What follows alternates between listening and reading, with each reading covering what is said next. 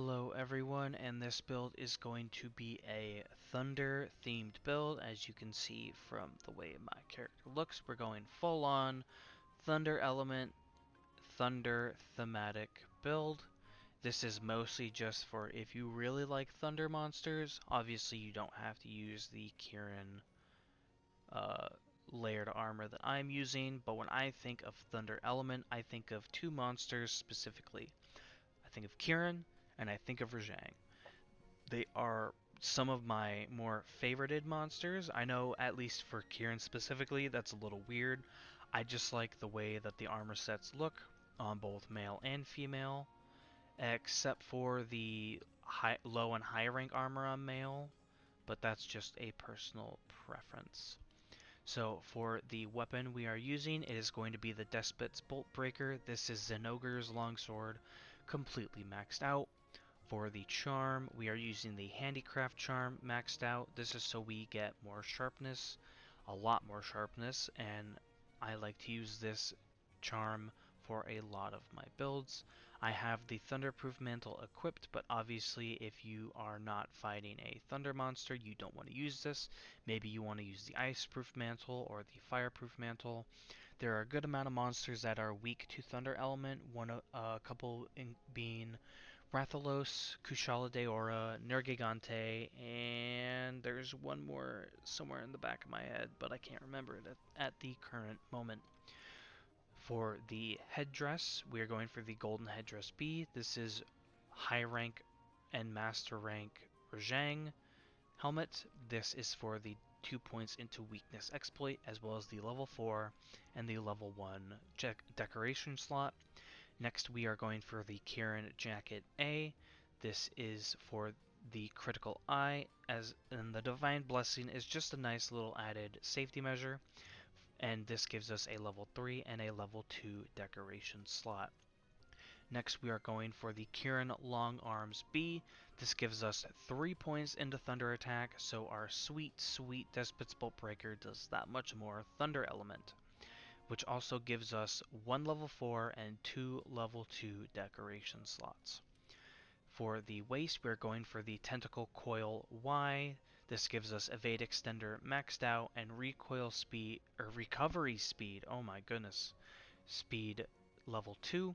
This is so when we roll farther, and when we are just waiting around and fighting, we heal up our red health a little bit quicker. This also gives us a level 4 and level 2 decoration slot. And lastly, for the legs, we are going for the Tentacle Greaves B. The Tentacle waist Y is Arch-Tempered Namael's waist, and these are regular Namael's Greaves. This gives us 2 points into Stamina Surge. We aren't really actively looking for the Stamina Surge, but the 2 points into Namael Divinity gives us Element Acceleration, which means when we continuously hit the monster, our Thunder element goes up. This also gives us a level 4 and a level 2 decoration slot. And something, if you'll notice, is every piece of equipment that I have equipped is a Thunder element related monster, so our Thunder resistance is quite high. As you can see in the bottom right corner, it is 29 total. So if we ever get hit by a Thunder element attack, we are less likely, or I believe completely immune to the Thunder Blight, which increases the chance of a monster stunning you when you get hit.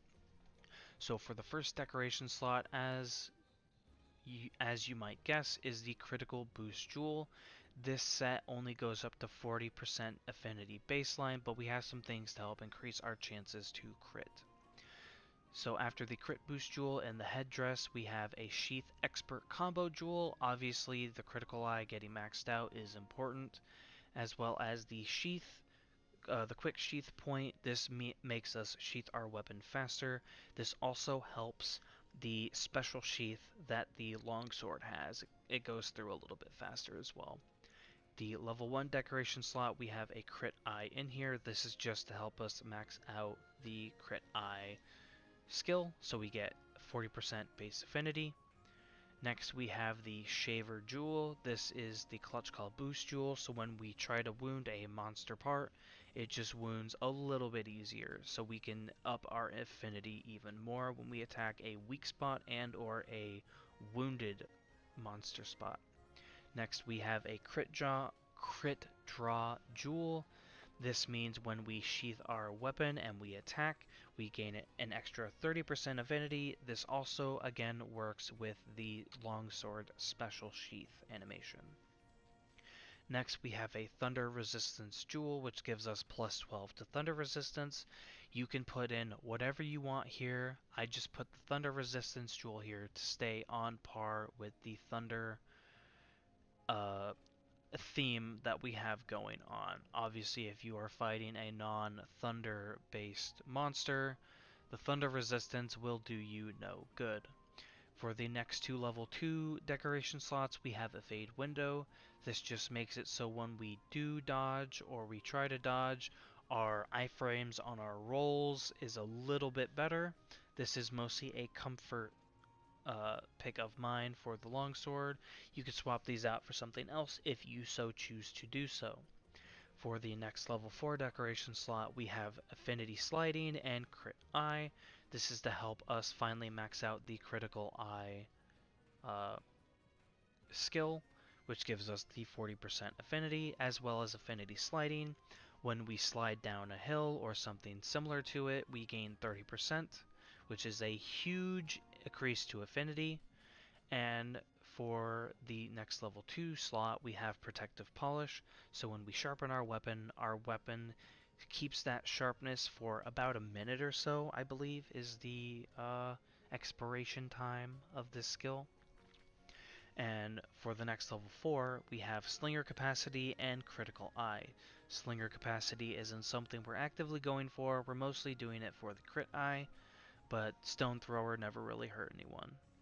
If you have a better combo jewel that you would like to use, please feel free to do so. And lastly, we have the Jumping Jewel or the Evade Extender. This makes it so when we do roll or try to dodge with our iframes on our roll, we gain a little bit more distance, try to help spacing a little bit more. So this is the full build that I have for the Thunder thematic build. Thunder monsters are some of my more favorite ones.